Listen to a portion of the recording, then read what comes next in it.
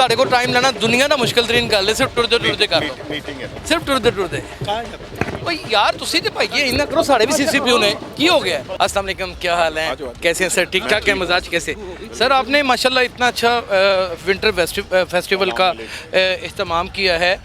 ये कितने रोज चलेगा क्या हाल है बेटा कैसे हो डॉक्टर साहब ठीक हो ये कितने रोज चलेगा एक महीने तक चलेगा अच्छा मियाँ साहब ये भी बताएं कि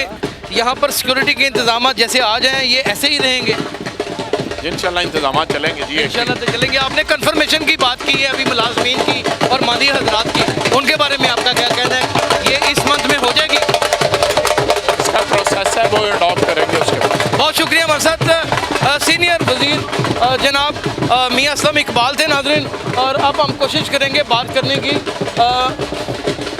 आ जाओ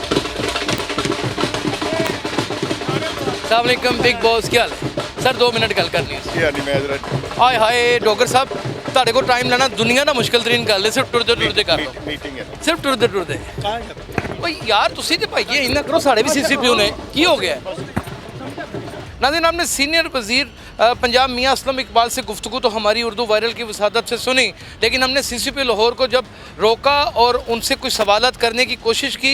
तो एक ऐसा आदमी जिसका पुलिस फोर्स के साथ कोई ताल्लुक़ भी नहीं है वो अचानक दरमियान में आ गया और हमें धक्का देकर उसने पीछे करने की कोशिश की जबकि सीसीपी साहब ने एक बड़ा अच्छा जेस्चर दिया वहाँ पे पुलिस एहलकार भी खड़े थे उन्होंने आगे किसी को नहीं आके रोका लेकिन उसने रोकने की कोशिश की जाहिर है एक सस्पेंशन नोट भी आया हुआ है और भी बहुत सारी चीज़ें आई हुई हैं मुतादिद सवालात हैं और मुझे कुछ एग्रेसिव एंकर के तौर पर भी दुनिया में जाना जाता है तो मुमकिन सवालात को ज़ाहिर है उसका सामना करना मुश्किल काम होता है शायद सीसीपी लाहौर साहब खुद तो ना घबराए इस बात से लेकिन उनके हवारी जो इर्द गिर्द जो